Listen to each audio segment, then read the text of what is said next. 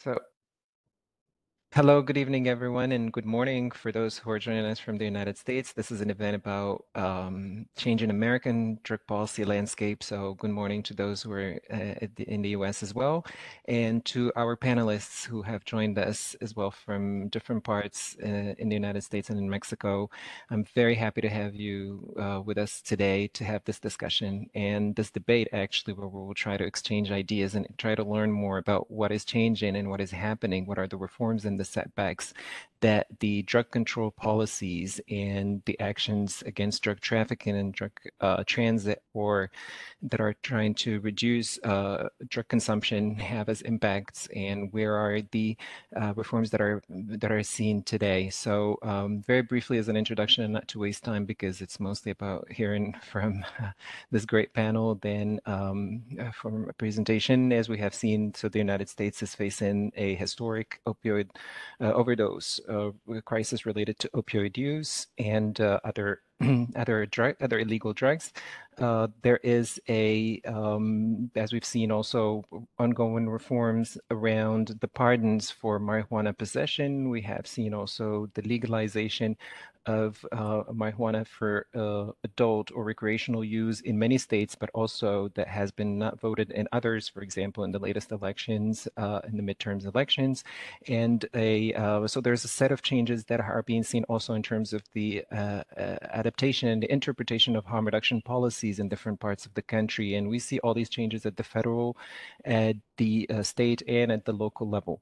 But the United States, of course, is important in terms of how it defines its internal and domestic drug policy, but also that impact that has on the rest of the world. As we all know, the United States is the country that has launched as a policy choice and as a policy priority the war on drugs in 1971 under the Nixon administration, and that has continued to be a strong proponent of prohibition of the international drug control regime based on the elimination or the significant reduction in the production, trafficking, and consumption of scheduled illegal drugs.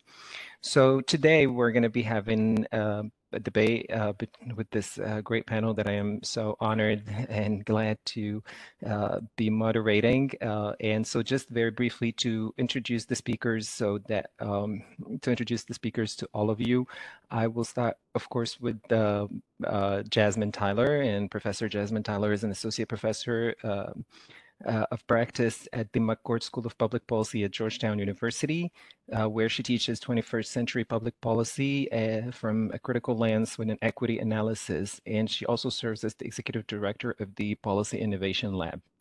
And Jasmine also is the principal and founder of Solidarity and Solutions, a DC-based, Washington, DC-based analytical consultant firm. So thank you very much for being here, Jasmine, and it's a pleasure and an honor to have you. We also have with us today Maya Salovitz, who is a journalist and reporter, and, for example, contributing opinion writer for the New York Times. Her latest book is Undoing Drugs, the Untold Story of Harm Reduction and the Future of Addiction, and that is the history of the harm reduction movement in the United States. I think that is the latest book, right, Maya? Yes, indeed. Okay, perfect. So I didn't get it wrong. That was the most important. And so Maya also has another book that is a New York Times bestseller, which is Unbroken Brain, A Revolutionary New Way of Understanding Addiction. We also have with us, and Zara is just also, oh, she's back. There you are, Sarah. So Zara Snap, who is the co-founder of Instituto RIA, based in Mexico City. She's a board member of Reverdecer Colectivo in Mexico and international advisor for Acción Técnica Social, ATS in Colombia. And Sarah hosts a podcast that I cannot pronounce yet. I think it's for Amparo. And Sarah also used to work for the Secretariat of the Global Commission on Drug Policy. And Sarah wrote a book that was published in 2015, which is the Drugs Dictionary and Diccionario de Drogas. And last, but very far from least, we have with us Matthew Wilson, and Matt is the Deputy Director of the uh, drug of the Global Drug Policy Program at the Open Society Foundations. And Matt, if I'm not wrong, the Open Society Foundations as a whole are the single biggest donor of drug policy and policy reform around the world. And so we look very much forward to hearing your thoughts tonight. And Matt does write and publishes many articles and opinions that you can find in different newspapers on different situations on drug policy around the world. But today we will be focusing mostly in the United States. So less of me and more of discussion with the panel. So I just want to turn to you first, Jasmine. So, in order to be able to ask you if you would be able to give us really a very briefly an assessment of the current state of drug policy in the U.S. and choosing the angle that appears most important to you, of course. But from our from this perspective, we would like to understand, for example, are the issues around equity, race, social status, etc., being structurally addressed with the reforms that are being seen in the United States, or are they just dependent on the kind of the mood of the moment and of the conjuncture of the political situation of the moment? So thank you, and the floor is to you. Thank you so much, Khalid, for inviting me to be on this fantastic panel with some of the leading thinkers and activists in really getting policy reform happening around the world and calling attention to some of the big crises that we are facing. The question that you ask is a big one, and I guess I just have to give my esteemed academic perspective and say it's a mixed bag. There have been some really amazing advances. Look at, the federal level, you see the president, as you mentioned, really thinking about drug policy and showing action through his promise, acting on his promise to pardon marijuana offenders. But unfortunately, still leaving the question around descheduling on the table. And it's a long time coming.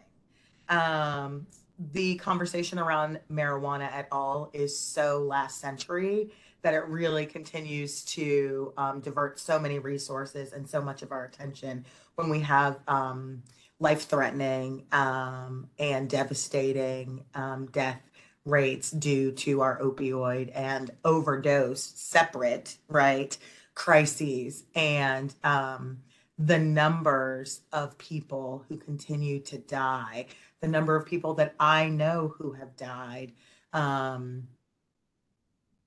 is staggering, continues to be racially disparate, meaning we see people of color, Black people also dying at higher rates. And we are really faced with a question around resourcing moving forward coming out of the COVID pandemic or wherever we may be. That's a separate panel discussion. And really wondering if the resourcing to support individuals and the expansion of programming that we were able to see will remain and continue and start to meet need, because it still doesn't. And so there are some really bright spots in the states also. I mean, Oregon with all drug decriminalization is really a step in the right direction to think about what is possible. We've often been saying, and we continue to say, the drug war is an abject failure unless these were its intended goals, which, many of us also posit. But we need time to have the laboratories of democracy pass, implement, rethink, re-implement, tweak these policies so that we can actually see the world we want to live in. And it's the courage in the states, it's voters' courage.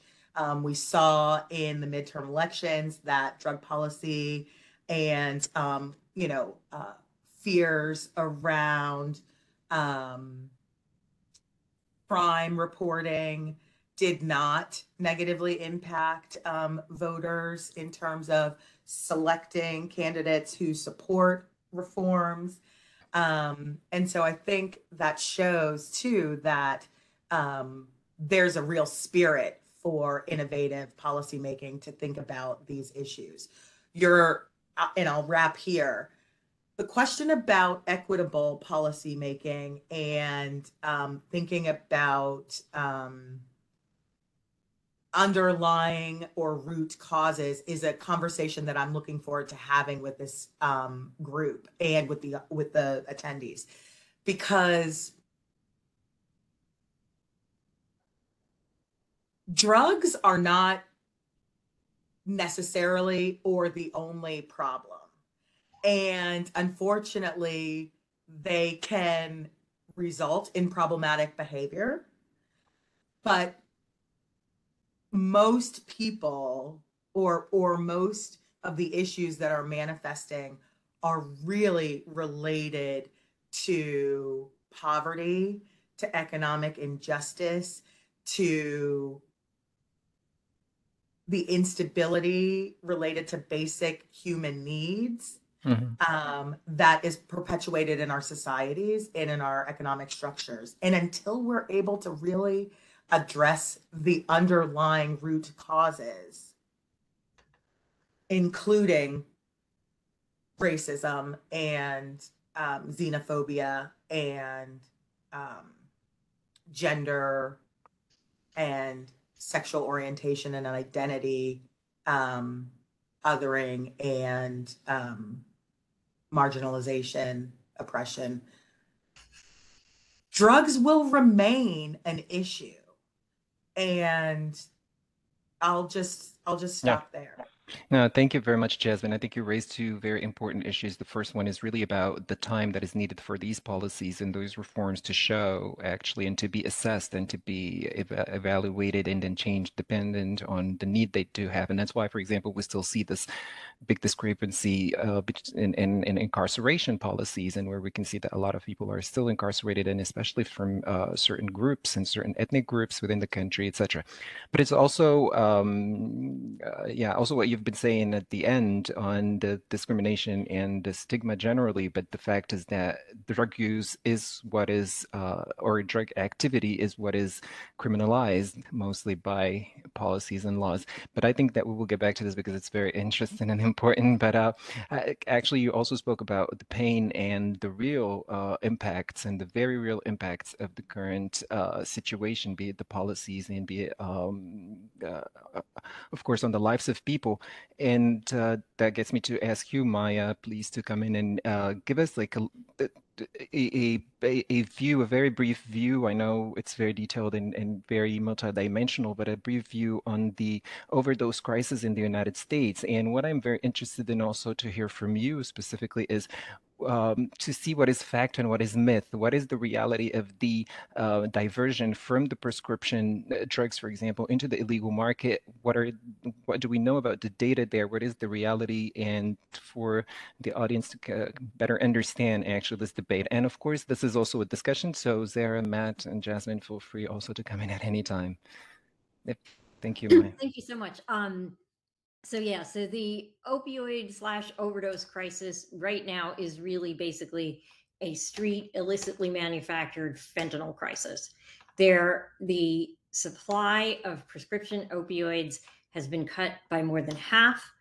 There are thousands of pain patients who are being left in agony who cannot access appropriate treatment. I hear from many of them. There's dozens of people who have gone from one doctor who got busted and shut down for providing adequate pain care. And then the next guy who takes his patients gets shut down. And then the woman who takes their patients gets shut down. And so, of course, there's always going to be a number one prescriber, right? And these people have no safe harbor. And there's an enormous amount of suicide and overdose. We now know that cutting people off of pain medication quadruples the risk of dying of overdose and triples the risk of dying of suicide. And I may have gotten those numbers backwards, but they're extraordinarily bad. So right now, what is killing people is cutting the medical supply, not expanding the medical supply. What is killing people is pushing people off of safer medical opioids and onto street opioids. And the street opioids, with fentanyl and all these other things like xylazine that are being seen in the supply is pretty much poisonous. And people, especially people of color, who have for years managed, being on heroin in an illicit, prohibited sort of situation, now are dying because the supply is just so deadly. And we are not anywhere near, I mean, we're not even stopping making it worse. We're not even stopping making it worse. We are adding more people to the pool who are at risk, and we are doing this. What's especially ridiculous is that we would not have had the fentanyl crisis that we have now if we hadn't cut off all these people who were getting opioids, whether diverted or legitimately from the medical system. We just cut them off. We had a list of everybody at every pill mill because you can't fill a prescription without your real name. We just were like, okay, we're cutting you off, bye. And then maybe sometimes they gave the health department a warning, oh, you're probably going to see some more overdoses because we just cut off all these people. Instead of being like, maybe we shouldn't make the problem worse. Maybe we should have offered help for pain or addiction or both to those people who were being cut off. So I mean, the situation is disastrous right now. The pandemic has made it worse. And, we have a few bright spots, like we have two overdose prevention sites that allow supervised consumption here in New York. But the Justice Department, once again, is delaying acting on this very obvious, easy thing to do. I think, I am definitely in favor of supervised consumption sites, but I do not think they can scale. And I think that we need to really start looking at providing safe supply the way is being done in Canada, but is not being done, again, not at scale. So yeah, I mean, it just sort of makes me want to tear my hair out sometimes to just see all the things we could be doing that we aren't. For example, the FDA just said, oh, we're going to consider making naloxone over the counter. Now, this should have been done 10 years ago at the meeting where I was at the FDA, where they're like, maybe two people objected and both of them had like commercial interests for objecting. Even Bertha Madras was like, we need to have fentanyl. We need to have naloxone access for people. Although of course she wanted to mandate treatment with it, but nonetheless, there was no objection to providing it. And there was no safety issue with in fact, the safety issue is not having it available. So there's a lot of things that we could be doing even before we get to the difficult problems like dealing with systemic racism, et cetera. There's easy problems we're not even dealing with. But when we see this, for example, today we see that there are states' efforts, there are local efforts, and there are also, I mean, you've been speaking about the supervised injection site, and of course here, I mean, we're at the Geneva Graduate Institute in Geneva. This has been existent for almost 25 years, and there is diamorphine access, a prescribed diamorphine access, but after actually different trials with other substitution treatments, it's methadone or buprenorphine or etc. But so these exist. But so my question is very briefly. But now that we see, for example, even at the ONDCP, at the Office of the National Drug Control Program, at the policy at the White House, there is more resourcing in the budget, and there is more ideas of funding harm reduction services. Do you see any improvement through all of the budgeting yeah, now? and I should say that their rhetoric is great. They have actually moved forward in a way where, when I was writing the history of harm reduction, for most of the history of harm reduction in the United States, you could not use those words if you wanted to get a grant from the government. They were considered forbidden. They were considered a code word for legalization. It was seen as like this evil enabling thing. And so we have made progress in terms of the government recognizing that harm reduction is important and needs to be done. What it hasn't recognized is that to do harm reduction, you have to stop harm production. And that means doing things like decriminalizing. And I mean, I also sometimes want to tear my hair out at the media when you look at coverage of things like the Oregon decrim. People are blaming rises in crime on decrim when, in fact, there's been rises of crime everywhere that have nothing to do with, that did not decriminalize, in fact, that cracked down harder. You know what's the common denominator? The pandemic. It is not decriminalization. And to allow people to use that political rhetoric and not counter that and say the facts do not support that claim drives me crazy. Can I jump in there Yes, and please. provide a little bit of texture? I don't know if we're already in the debate part, but this is just, I mean, it's, Maya.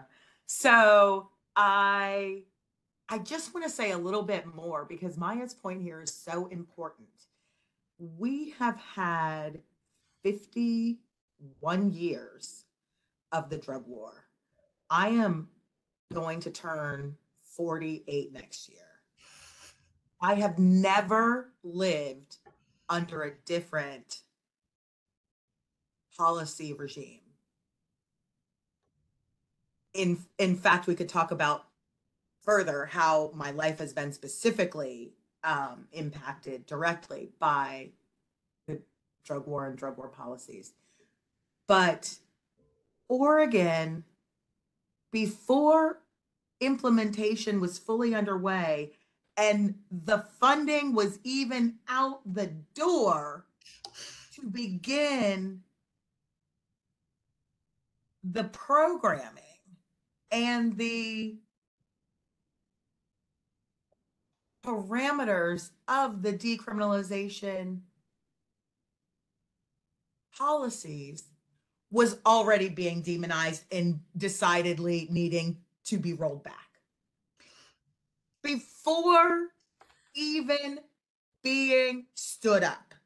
And this is the kind of knee-jerk reaction. And that's why we say, it's sort of like a mixed bag. In a lot of ways, it's still very much the 1900s. And too much has been lost already.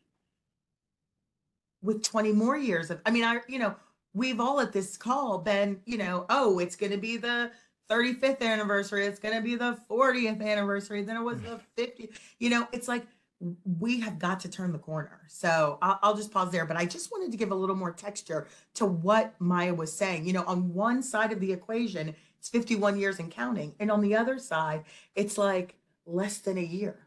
Oh, well, and it's like less than 2 years, right? It's boggles. Yep. I want to add to that the attacks were being made before the funding was rolled out. And I was saying at the time, basically, well, if you just gave out the money on the street, then they would be attacked for that if they didn't vet the people they were giving the money to, right? So then the other thing was like, well, we should have had treatment first before we did decrim. Well, we're stopping the harm of arresting people, which actually reduces the chance that people will get treatment. I was looking at statistics the other day for something I'm writing, and the Black people are much less likely to get addiction care 5 years later in their addiction career compared to the access for white people. If arresting people is such a great way of getting them into treatment, then we should see spectacular results, which of course we don't, because it makes harm and does, you know, horrible things to people's lives. But it is like so contrary to logic to say that, like, oh, look, this is failing before it even started, and before you're even comparing it to other states that didn't do it. When you do that, of course, things start to look different. But anyway, so yes, right on that. No, thank you. I mean, I think you brought up many things that are important. Now, first of all, I mean, the key of this discussion, when we speak about reforms and changes, it's really because there is this very ideological position of elimination and prohibition, and let's just get rid of it. And this simplistic, very view on which the regime has been built of the evil of addiction and fighting that evil by just eliminating the temptation.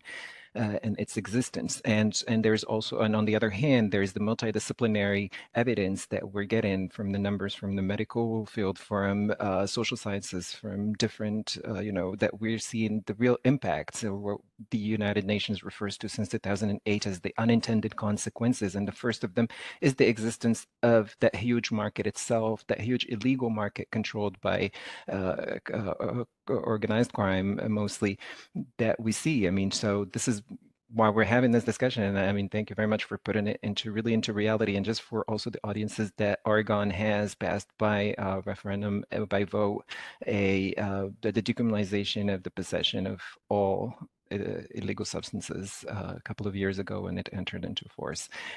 So just to bring in Zara and Matt into the discussion as well, I just wanted to go to you, Matt, very briefly and ask you actually a key discussion, which is about your perspective as a donor and the kind of priorities that you have as a donor for drug policy and drug policy reform within the United States, but also what do you foresee immediately as the big challenges that will be coming up? And afterwards, I will ask the whole panel, we can shift also into a discussion about the budgetary issues around drug policy and where does the funding go. And right after Matt, Zara, I will just ask you also to give us your perspective, of course, on all this discussion. I mean, I think that I am very amazed with Zara's profile because we always speak about Mexican Americans, but Zara is an American Mexican.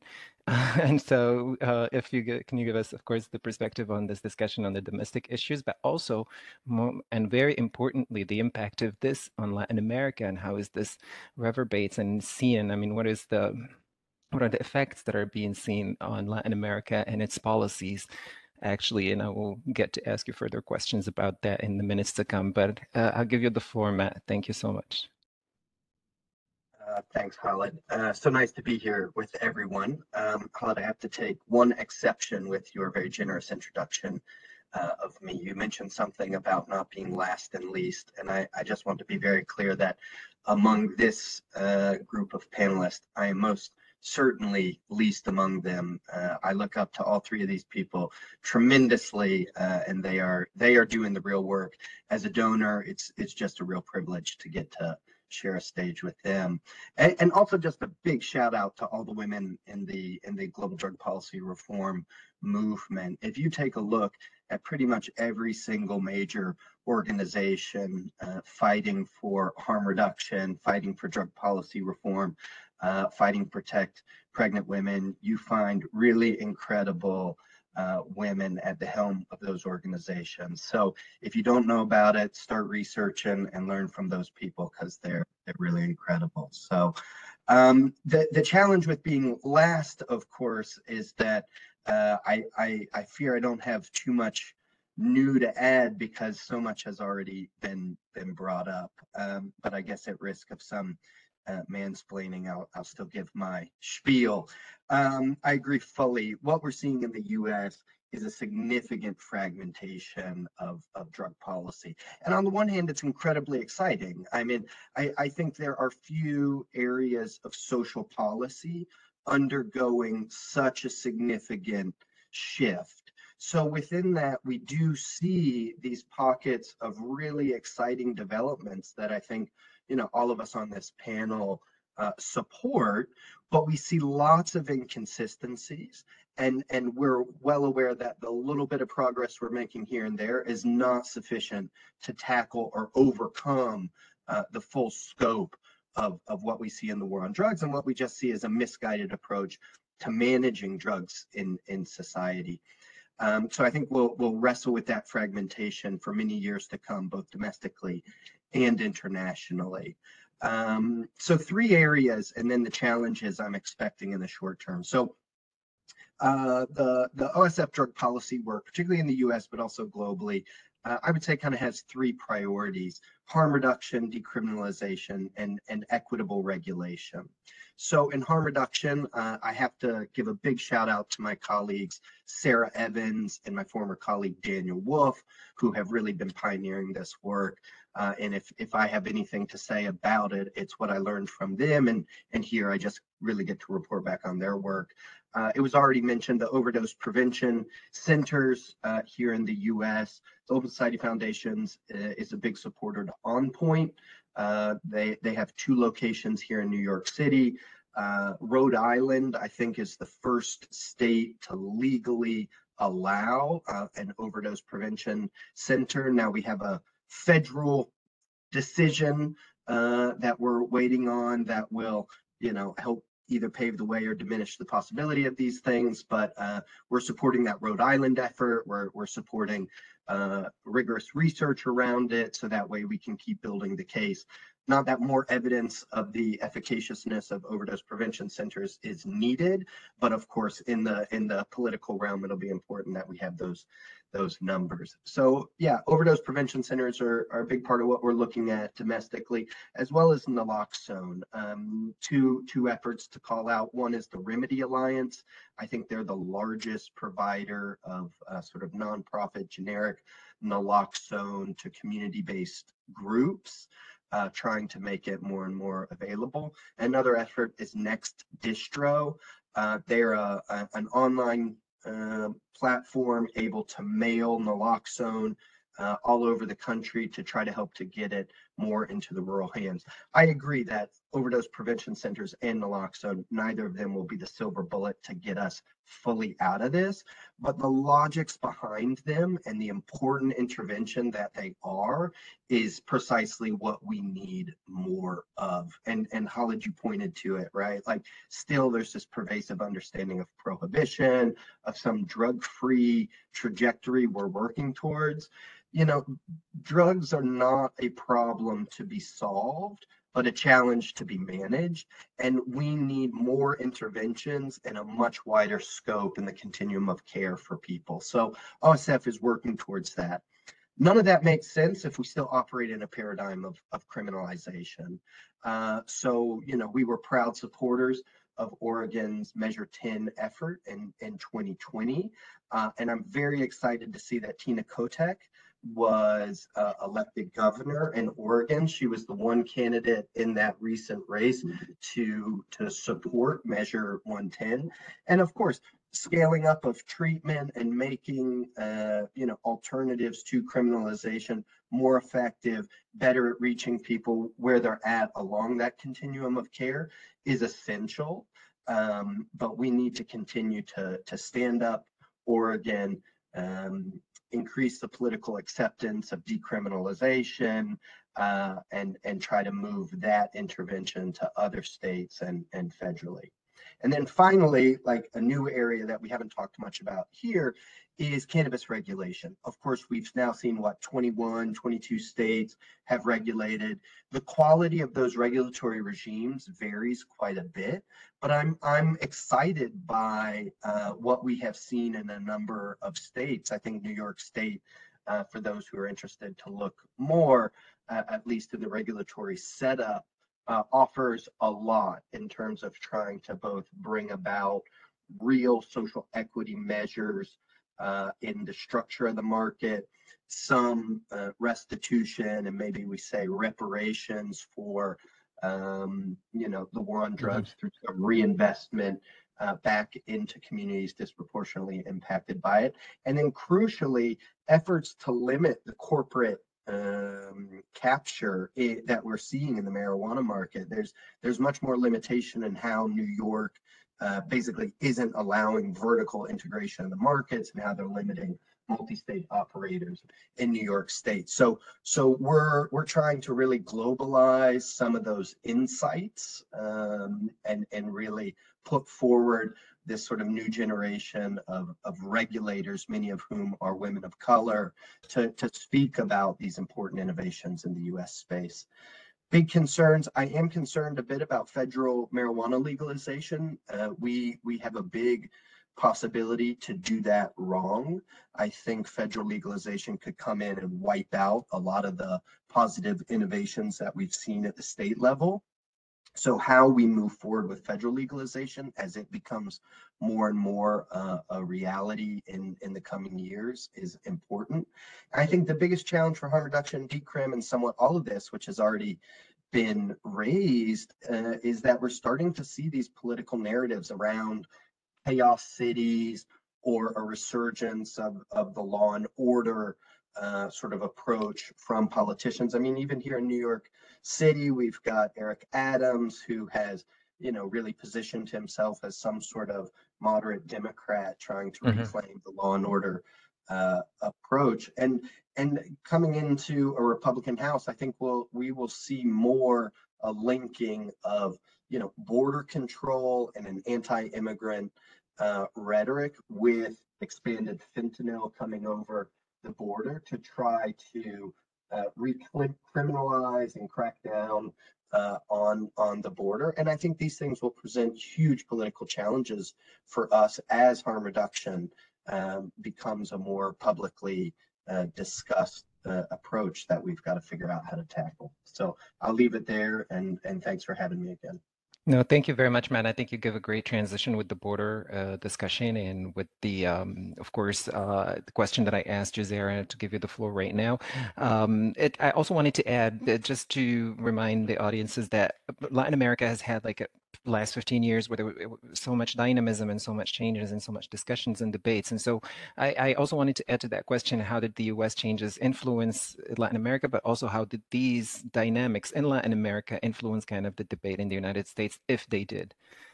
Thank you. Yeah, of course. And thank you so much for the invitation. And I, along with the others, I mean, I admire all the people on this panel and have not seen your faces for so long. And so I'm happy to see you. And I hope that soon it will be in person and not through a screen.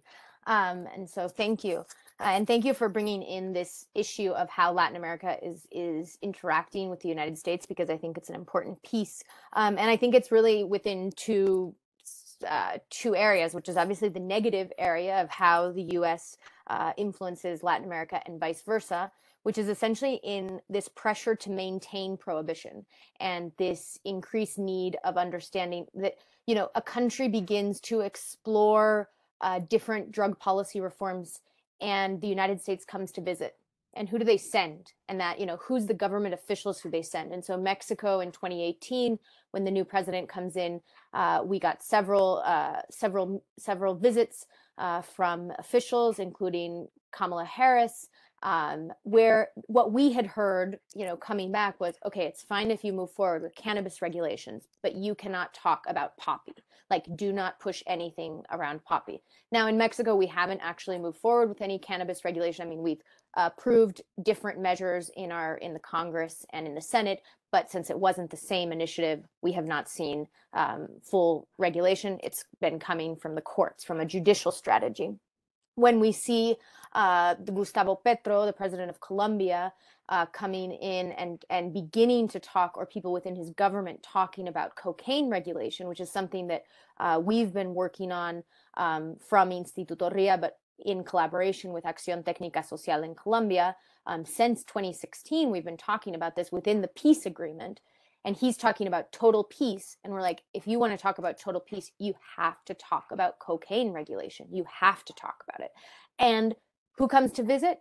United States government officials. The CIA comes to visit Colombia to have conversations with Colombian officials. And so there is this pressure of, we are going to decide what is the national laws that you can or cannot move forward in, because of our concerns with how this could have repercussions in our countries. The other negative aspect, I think, is the influence of the cannabis industry, the US cannabis industry and Canadian, in our countries. So Colombia is filled with investments from US and Canadian companies that are export oriented, this within the medical cannabis model. And so then you don't see really an enriching of the communities that have already been engaged in these illegal industries, and the transition, which is obviously what one would want, the transition of communities that have been in an illegal market into a legal market, but rather you see a replacement or a parallel market being set up. And so those are the big concerns that we have. And this idea that, okay, fine, you can move forward with cannabis because it's a moneymaker, but we're not going to have a conversation about cocaine or poppy when we know that that's really a public health and a development issue in our countries. Then on the positive side, it's what we've been talking about. You know, we can see the examples of Massachusetts, of New York, and these are laboratories of regulation, and think, okay, how do we begin to be inspired by some of these models? But for example, I mean, the issue around vertical integration is something that in Mexico we've been pushing for since 2019, since in our initiatives, because we recognize that if we don't protect this market, that it's better to start small and then see how you go big, not open it up and then try and close. And so, you know, we've been able to see how these laboratories, you know, exclusive licensing to specific populations. How do we identify the populations that we want to most benefit with regulation? So in Mexico, it's people who use drugs, and it's people who cultivate or produce or are part of the illegal market, which in reality is a lot of people, because all of us have these connections. All of us know someone. All of us are either buying or participating in some way in these markets. And so this idea of this otherness that the government tries to push, and this narrative of a public enemy, is something that we really have been trying to work on, how you change our own ideas, you know, of how we're relating to people who are part of this illegal market or to each other. And then the other thing I think from the US that can be positive is really about what does a social justice or an equity perspective mean?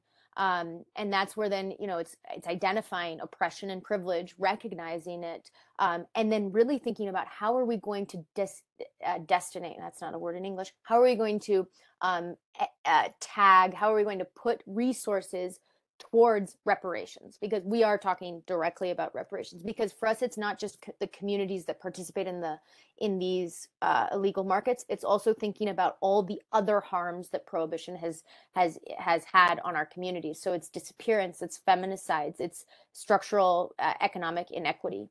And so then from Mexico, I mean, so I feel like the US has strongly influenced us, and the question is, how do we influence the US? And I think it's less, you know, obviously it's less. The US is not that open to changes. We try and throw out proposals, and from civil society, you know, part of our work is to generate evidence that can then be used in policymaking, because we have to be the innovators. We have to be willing to take those risks that maybe an academic institution isn't quite ready to do. You know, now you have big universities talking about cocaine regulation in Colombia, but 5 years ago you didn't have that. It was civil society. You know, we've been pushing from Mexico, and this kind of can segue into our following questions maybe about public health, but it's like, what would it look like if Mexico were to regulate poppy cultivation as pilot projects, and that we would then be able to, because the price for poppy in Mexico and opium gum has fallen almost 80% in the last 3 years. So these are families and communities that are being directly impacted, that use these crops to supplement their other subsistence farming. It's not like these are big cartel, and I don't use the word cartels, but these aren't big groups that are being benefited. But what if we were to regulate poppy and opium gum, to be able to send it to the United States, to be able to send it to Canada legally, where a fair wage is paid to these communities, and where then people who inject drugs currently in these countries are able to have a broad spectrum of products that they could be using. This doesn't mean that somebody might stop injecting completely, but maybe instead of injecting once, you decide to smoke some opium, because you just need a little bit to keep going. And if it's like, when you ask users right now, people who use drugs, would you be willing to switch? It's like, well, switch, I'm not so sure, you know? But if you were able to, if you give them, if there's literally a platter of, you know, you can even have poppy tea, which is just a light tea, because you don't always need the effects that injecting a drug gives you. Sometimes you just need a little bit to keep the symptoms of abstinence or withdrawal from happening in your body. And so it's like, maybe I would just smoke a little bit of opium gum instead of injecting. And that is, so it's like, we need to think about what are the broad spectrum of products that we can be providing to people, and how do we support communities that are currently cultivating to be able to provide those products. And so I would hope that Mexico and Colombia could influence the United States in thinking, you don't need to make cocaine in a laboratory. You can buy it from communities, and they can make a broad range of products that have cocaine. You can buy opium and opium-based products from communities, and it will be of high quality, and that will be a way for them to also have quality of life and an economic development and economic resources. And so that would be how I hope that someday Mexico and Colombia can be influencing the United States and Canada. And I'll stop there. Thank you very much, Sarah. Thank you. And I think that it's good to remind that Mexico now is reported to produce 6% of the global opium poppies that are seized. And yeah, and also, I mean, that has a huge impact on some states like the Guerrero, and where we see disappearances and displacement, etc., and loss of control of the state. And that is very important, which gets me to actually the next question, because we have been talking a lot about about social justice, about the perspective of the consumers and the people that are concerned first, etc. But we've also spoken about a lot of good things that we see happening and that started or that are initiated, although in a very, very difficult situation overall. But when we see that, for example, the federal budget of the United States, and this is something we speak less about, where does the money go and where does the big bulk of the money go? And that does not go to demand reduction or to harm reduction. It goes mostly and much more largely, I would say, to supply reduction efforts and to law enforcement efforts around the world, and which are funded. And you've been speaking, Zara, about the interventions. You're speaking about the political interventions, but there are also the interventions in the program and on the ground, and in the military interventions that are joint, etc. So I would like to ask all of you to come into this discussion, of course, and just give your perspective on this.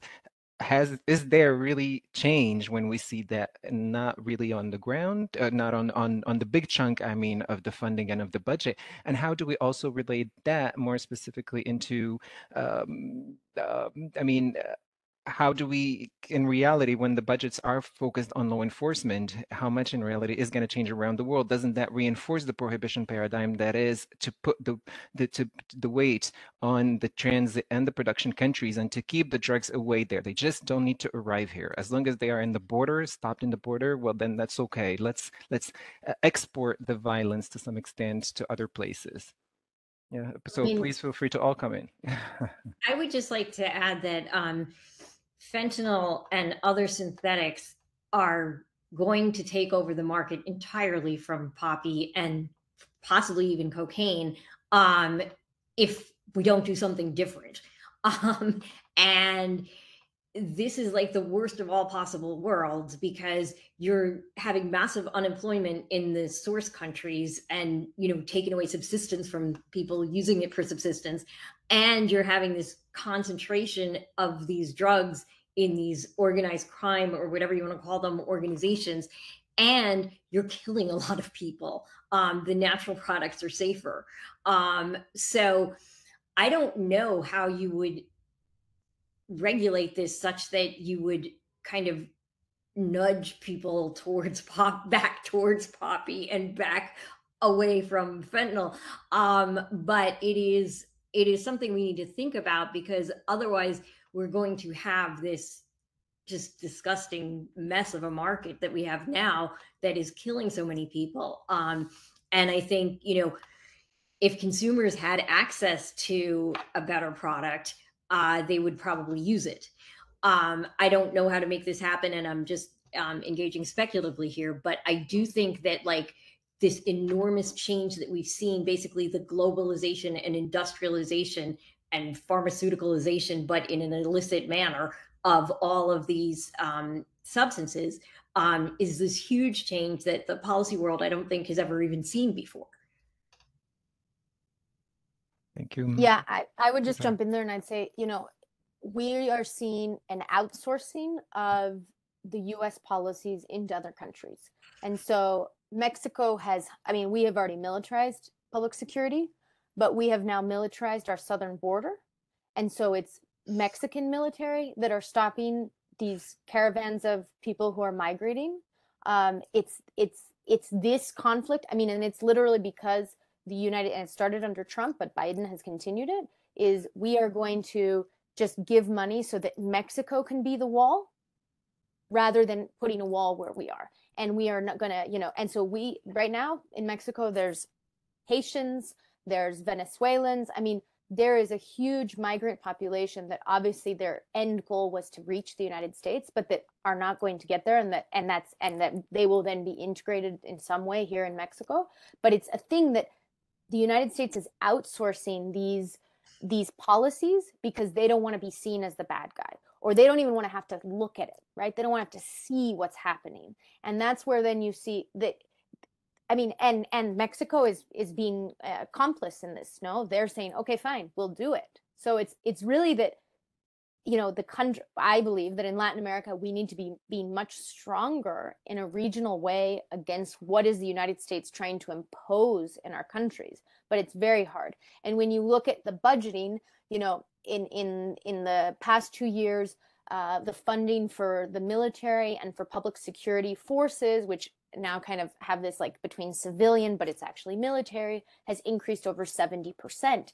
And so there's this huge investment in how are we just going to continue to arm, and how are we going to continue to provide more firepower to these groups, which technically are part of the government, but that we also know are deeply engaged in illegal markets, are deeply engaged in the movement and trafficking of substances and of people. And so this becomes, and Jasmine had touched on this before, this is a larger thing. This is about economics. This is about poverty. This is about structural inequities that are existing.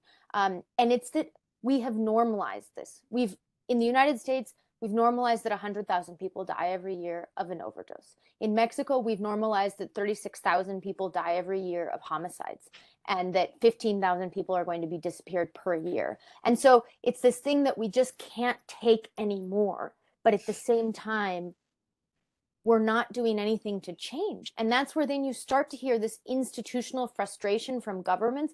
But why isn't it working? And it's like, because you haven't done anything different. And so it's very hard for those of us who've been in this for 10 years or more to be like, you can't expect different results if you're doing the same thing. And that's where then it's like, I know that maybe not, only 10% of people who inject drugs might be interested in smoking opium, but maybe that 10% is 10% that would be, we have to give the most options possible. We have to give all these alternatives and actually dismantle prohibition from our institutions, because the other thing is that prohibition is in all of these institutions. So it's one thing, you regulate cannabis, but you're still criminalizing certain activities related to cannabis. You decriminalize drugs, but are you really decriminalizing? Because it's only up to a certain level. And what are those thresholds that we're creating? Are they arbitrary, or are they based in real experience? And so it's really about, are we continuing to perpetuate these systems that are in, or the public housing thing? I mean, New York, it's amazing that you will be able to consume cannabis in public housing, because that was the big structural barrier that needed to be overcome. The being able to consume in public spaces is crucial and key, because we know what that affects. But those things, if you try and bring them to the public, they're so scared. They're like, oh, what will that mean for my family when I go to a park? Or it's like, you'll be fine. Everything will be fine. But same exact thing as before. You'll be fine. Except those people won't be able to get hauled away by a police car. Correct. And so it's really about, because I see prohibition in all these other pieces that we're not even beginning to address, because we can't, because there's 3 of us against everything else, because there's not enough people working on this. And so then we have to really think about, how are we going to dismantle prohibition from all these different spaces and all these different systems where it's just completely integrated and normalized. Sorry. I would just like to add a point. Well, I would like to second the point that Zara made about the spectrum. We spend so much time in a scarcity mindset and with only looking at binaries like abstinence or problematic substance use disorder, right? And that, the 2 extremes are just that. They are the extremes. And there's a whole spectrum in the middle. And that is the case for the interventions that we could also be using with people, and the matrix of combinations that could be utilized as well, instead of taking the sort of, if you only have a hammer, everything looks like a nail approach that we've been doing. The second thing that I want to talk about is this exportation of the drug war, and not just a drug war, but mass incarceration and a real colonial exportation of public health policies as well, or what in the, you know, sort of masquerades as public health. And that is that the US government not only has created this militarized border and shifting of responsibility in the migrant crisis that is caused by decades of militarized investments in Latin America to prevent the dreaded C word from ever like coming to power. And the reality is, like, this is going to be a whole lesson. Democracy is failing, likely because of capitalism, racial capitalism in the United States. And now we actually need to look at either shoring up democracy, because it's just holding on by a thread, as you could see from the returns yesterday and the runoff in Georgia. But the thread is strong. But also insisting that countries that receive this militarized support or indoctrination also adopt the same kinds of criminal justice structures that we have, that are based on our constitution and our adversarial system and the judicial system, and not at all necessarily the same in other sovereign nations. And then creates this tension between, like, you know, the ability to self-determine in country, but being beholden literally to implementing another country's policies. And we can see this too with the exportation of drug courts masquerading as public health. And as sure as there are some people who have been positively impacted by drug courts, I would submit to you they would have either have been as successful with little to no follow-up intervention or other interventions outside of the criminal justice system, since they had been assessed with a health condition. Mhm. But we continue to prop up drug courts as an answer to both mass incarceration, drug war enforcement, and all of the other issues, mental, socioeconomic, and health related, that drive people or are the causes of people coming into contact with the criminal legal system in the United States. And that is also a real problem. The final thing I'll say too is, you know, Zara talked about the lack of faith in these institutions, and the same is true in the security apparatus. I mean, security, I can't even say that, in the United States. I mean, law enforcement in the United States, you know, act with impunity, violate human rights, practice extrajudicial killings, and the victims, mostly black and brown, are then later decried as having maybe used drugs and somehow being deserving of this behavior, or at least a pass on the behavior. And the reality is, most people know or know someone who has or have themselves tried some kind of illicit substance. the reality is none of us deserve to be executed by law enforcement in the street for what may or may not have been a counterfeit passing $20 bill and previous drug use. And until we reckon with that also, that level of authority that in the United States, of course, stems from the conveyed authority of all white men to control movement of Black persons in the United States during slavery, we're not going to really get out. Like, how can we export a system that's just and fair and that respects rights and that thinks about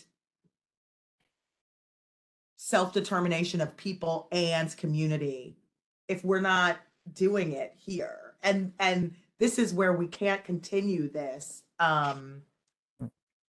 Anyway. I would just like to add that one of the things I'm writing about right now is the scheduling system, so-called schedules of drugs. And this is kind of the core of the drug war. It's the core of the separation between alcohol, tobacco, and caffeine, and pharmaceutical drugs, and illegal drugs. And if you look at that system, it is completely irrational because it was created to make sense of a bunch of racist and anti-immigrant prohibitions. Yeah, just to say there that it's a classification system dependent on the addictiveness or the addictive potential of a substance. I mean, it's supposedly, just to say what the scheduling system is, it's a classification. It's supposed to rank the relative risks and ban the ones that are the riskiest. I shall just put this to you. In the United States, the worst drugs, according to the law, are marijuana, LSD, heroin, and psychedelics. Now, no sane person could put those very, very different substances into the same category of risk. They are just very, very different. Some of them can kill you, some of them can't. Some of them are useful for pain, some of them are not. Some of them may treat mental illnesses, some of them may exacerbate them. It's not based on anything other than the fact that Congress had this list of prohibitions that existed and had to make up something in order to scientize it or something. But so I think, and it's been interesting. So I have a piece coming out in the Times about this. And it's been interesting because editing it has been really weird because the editors, people don't think that abuse, what is abuse? There's all these vague terms there, some of which have been discontinued in the field. But basically abuse is illegally using something, except for with alcohol, because then it's only harmful use. And it's just, so anyway, my point is we really need to start from scratch on how to classify and regulate substances, and leaving this legacy thing where alcohol, tobacco, and caffeine are separate, and pharmaceutical drugs are separate, and not having a pathway for approval for any recreational drugs is creating the mess that we're now trying to deal with marijuana. Because if you reschedule it, you'll end up having to have a prescription for it. And if you deschedule it, you may end up with big marijuana owned by tobacco companies. So anyway, I just wanted to add this because I think a lot of times we don't think about that part of the system, but that is so built into the normalization of this ridiculousness that when you start to think about it, you can't even explain it because the language is just not there. Yeah, I think I would like also to second that in a sense that is the original and the root sin, if we can say, really of the international regime and of many national regimes, because it set up the tone since the 50s and the 60s for something that was going very wrong for a very long time, and that set up these very rigid systems in place. So if you don't mind, we will just extend for another 10 minutes because this is a very interesting discussion, and I want to cut it, and I want to call the audiences and the attendees to raise their hand if they have questions. to send them, or we can, of course, unmute so you can ask your question directly or send it in writing if you want. So as for me, I would have a last question, and Matt, of course, please come in as well. So this is a question that I wanted to ask each of you. So we have been speaking about a lot about what we in Europe call problematic drug use. But just before the question, I would say that listening to you talking about the access to treatment, about the level of, about the spectrum of approaches that exist, about the therapeutic road and path that each person would take to deal with their dependence, etc. I mean, it's you can see that the Atlantic gap has just grown so much because, of course, in Europe, these are discussions from 25 years ago.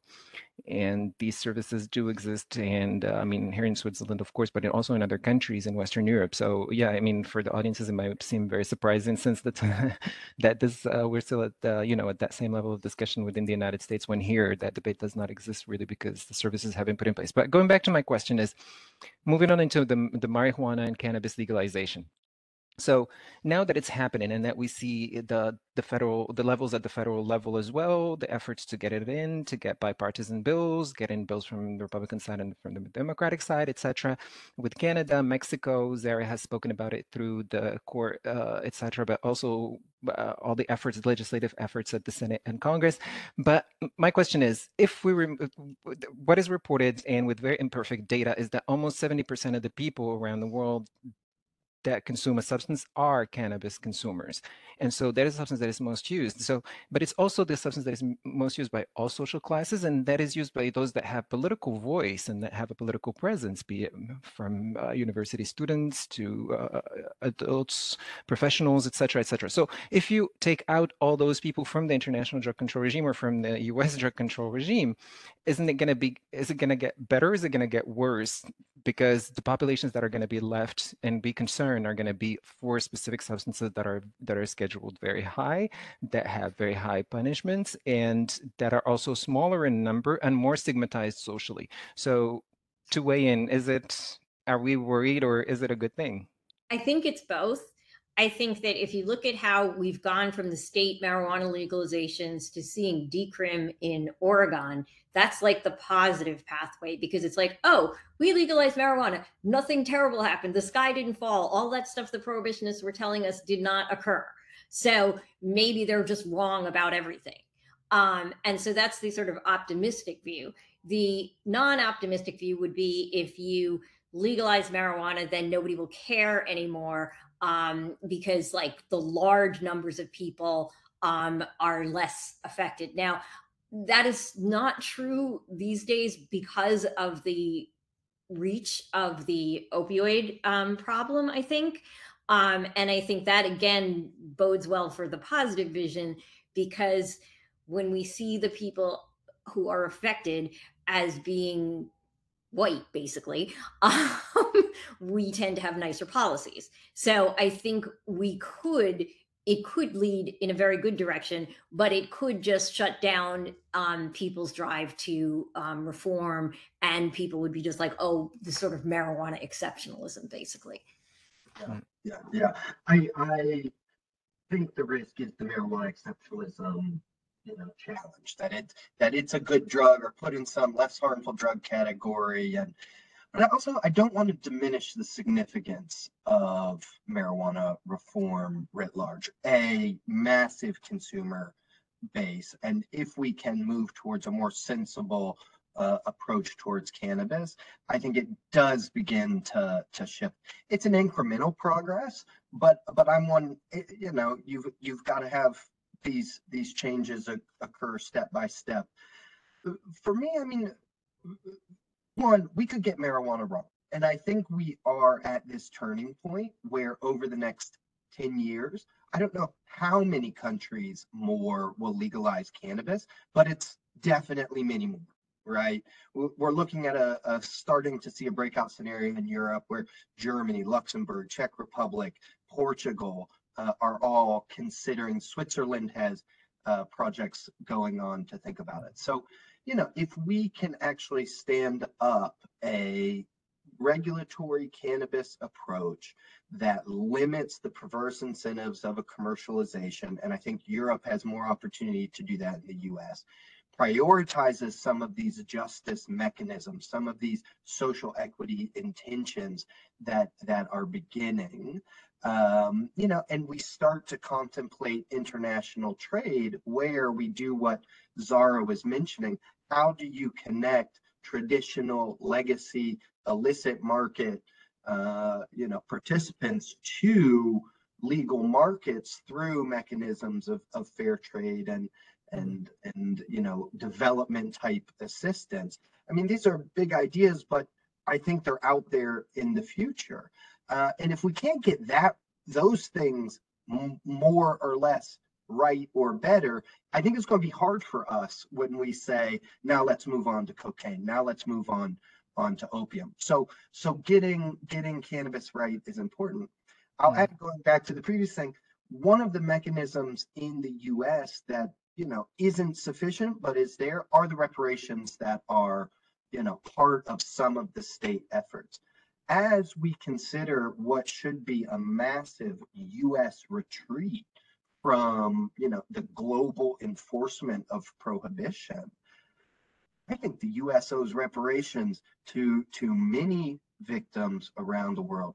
You think about Colombia, you think about Mexico. I think there are two strong cases there for somehow creating innovative ways to provide restitution and recompense for victims who very directly were impacted by U.S. aggression abroad in the war on drugs. So, cannabis can weave through that. It's not the whole picture, but I think it's an important one.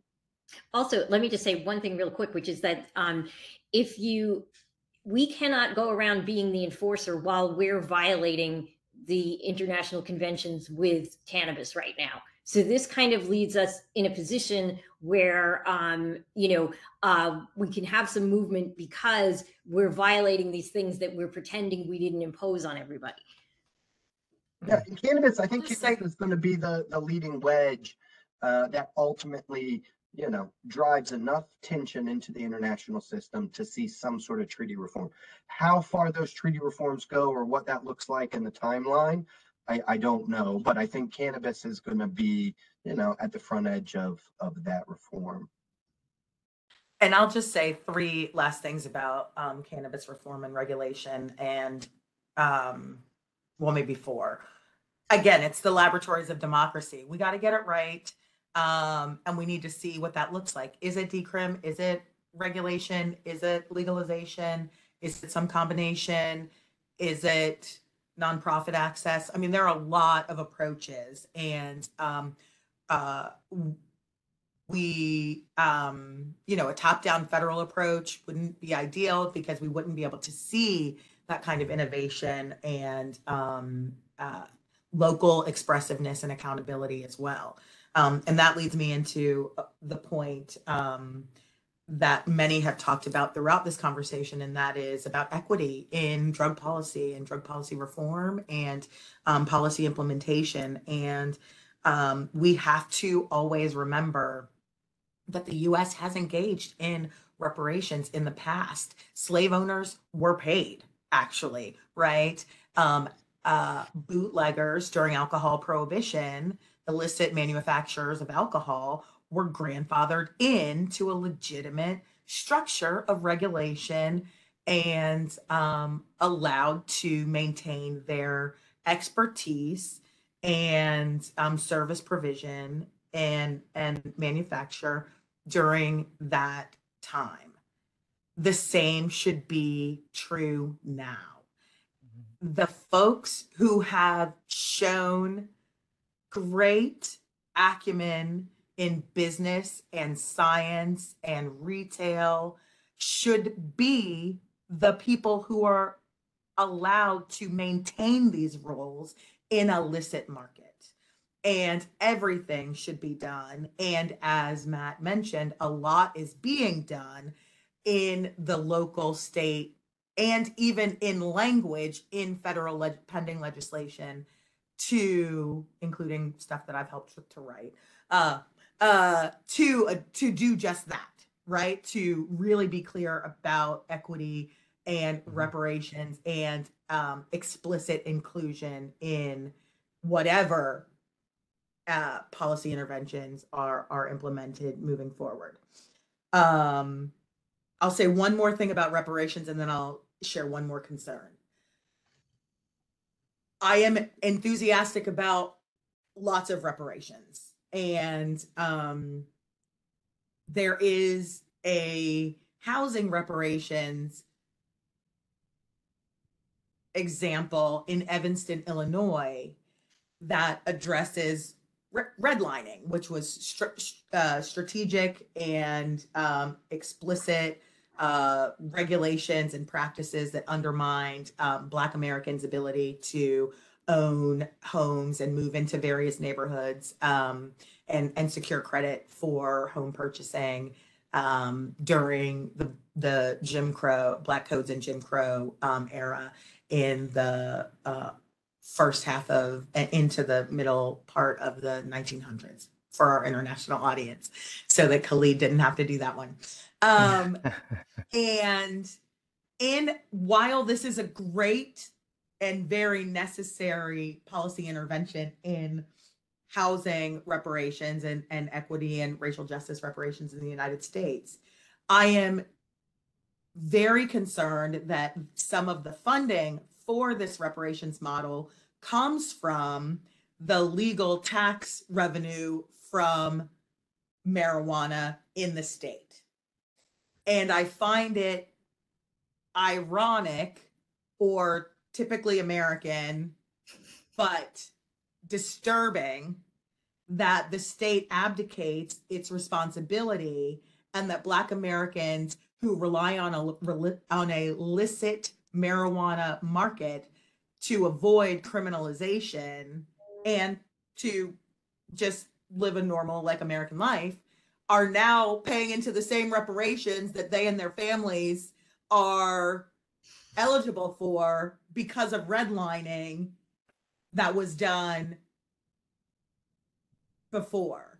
And so we have to work together. You know, our movements have to talk to each other. We have to be in solidarity and in step with our various movements: gender, sex, repro rights, race, ethnicity, religion, all, you know, like, as long as we are fractured, then they will continue to win, right? And so this is an example of where I would say that it was wrong, you know, that we got it wrong, and we have a chance to revisit, and it's a lesson for other folks who want to also replicate. And so I just want to just be cautious about that, or just flag that. And then the final thing that I will say is, I continue to be concerned about our emerging adults, our 18 to 21-year-olds. Emerging adulthood is usually considered 18 to about 28, usually 25.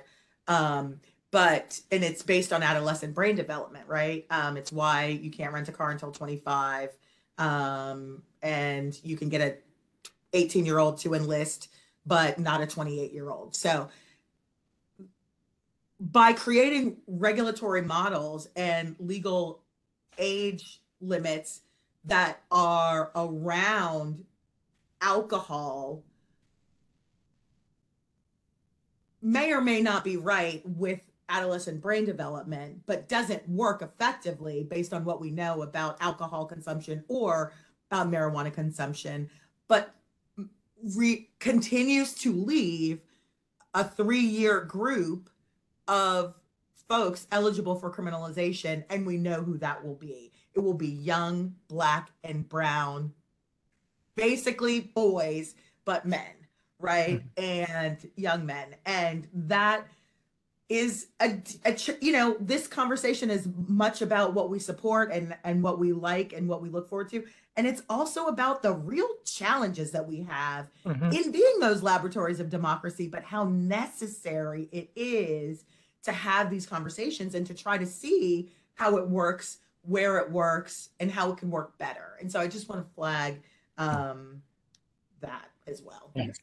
No, thank you. But just before I give the floor to Zara, I think who wanted to add something if I understood well. Okay, I saw a little hand raised. I would just wanted to say, Jasmine, also, I think that the examples you're given in Illinois and also now with the future generations, I think they're very powerful. But it also doesn't it to some extent also show this like the difficulty of implementing the reform while trying to keep the spirit of prohibition, because that is the two levels at which this Yes. always evolves. Right.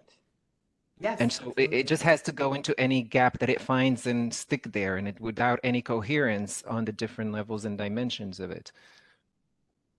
Yeah, I had give been the floor clapping to for Zach. Jasmine. I was clapping for her. Okay. So, and really, if you want Uh, to go into the Wonderful. next thing, but I think I, that it is that this, it's like we have to be, and that's why I go back to dismantle or disrupt, because it's in all of prohibition is in all of these spaces, and so we have to figure out how we pull it out, because it's not going to come out naturally when you regulate cannabis. I think that it's, those are the steps in the right direction. But I would also say, in 2013, when Uruguay legalized cannabis, being the first country in the world to do it, we thought, oh, it's all going to the domino effect. 10 years later, we have Uruguay, Canada, a bunch of states in the United States, and then some countries in Europe that are trying, but that are coming up against the European community and the European Union much more than the international treaties, because the international treaties don't have these sanctions. But the European Union does have sanctions if you go against the commitments that they've made within that. And so you see countries like Malta and Luxembourg going for these nonprofit models, which I think is great. And we'll see how Germany begins to negotiate this space, because they would be the big player that might be the game changer on an international scene. Sorry, couldn't help myself. No, thank you very much. Thank you very much. I think we also are about to wrap up this discussion. I mean, we have exceeded the time already by 25 minutes, and I'm so grateful for your time. And thank you so much. I mean, the audience stayed with us as well, and I thank them very much for their presence. I want to give the floor if anyone has any last words to say. I mean, I thought the Illinois story would be the hopeful one we can close with. But but I mean, housing reparations are a great story to close with regardless. Let's just hope it works out. No, I mean, it's not to say that there aren't there it's not to say we have to throw the baby out with the bathwater either, Hmm. right? Hmm. It's not to say that one is completely wrong. It's like part of the sourcing of the funds is wrong. Let's think about that. And it's that texture that we need to implement any of these policies, right? It's I remember back I don't know, I guess it I don't, what is time anymore, right? So, okay, that's different. Thank you for In coming to the my TED Talk. pre-COVID world, in the But pre-COVID world. I just remember when we were passing in DC the Good Samaritan law, which Good Samaritan effective and not. We also knew that it was critical for the Department of Health Services to do a public education campaign. Some places haven't, and it has impacted their success. Mhm. And it's that kind of learning that is helpful. So that's really the takeaway, I think, Yeah. from that. No, thank you. Well, and if I mean, I would just, because Jasmine brought up things that we're going to be kind of like, if we're going to have a little closing, it's like, for me, the intersectionality piece is key, because drug policy reform can't do it alone. We cannot do it alone. And we've tried over the past years of how do you connect with the environmental movement, with the feminist movement, with the civil rights movement, with all of these movements, understanding that drug policy reform touches all of these spaces. And many more, and in Latin America, it's around, cultivating communities and indigenous communities and sacred plants. And so it's how do we really work together, and how do we help others also overcome their own prejudices that they might have around people who use drugs. And that means that more of us have to be identifying as people who use drugs. More of us have to be talking about it from our professional spaces, so that we can help other folks to kind of look past Mhm. that and be able to enter these spaces with human rights organizations, et cetera. Because, and Jasmine said it, but fracturing, and I had it written here, fracturing is good to maintain the status quo.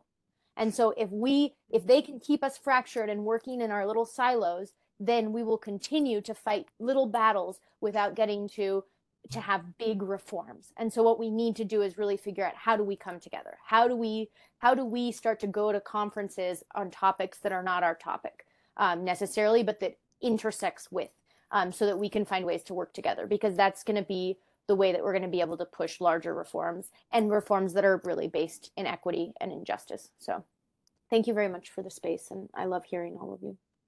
Likewise, thank you all. No, Maya, Jasmine, Zara, and Matt, I mean, I wanted to thank you very, very warmly for your time given today. I feel very privileged. Thank you very much for your time and for joining this event of the Center on Conflict Development and Peace Building at the Graduate Institute here in Geneva. I think that that this event is recorded, of course, and it's going to stay. And it was very important to explore with you all these. I mean, this is a huge topic that we have tried to look at and to touch upon the very big issues. And I think that the recording will stay here for all the students that work on drug policy, because yes, we have students that do their thesis on drug policy and work on it as well here, and that have a deep interest, of course, and especially in harm reduction and international security as well. So once again, I just wanted to thank you very warmly, and look forward to seeing you at another upcoming discussion, and for the quality and of your interventions and your time. Thank you again. Thank you very much. Thank you. It's been my pleasure Thank you. to see you all and be with you all. Absolutely. Take care. Bye. And thank you to all the audiences. Thank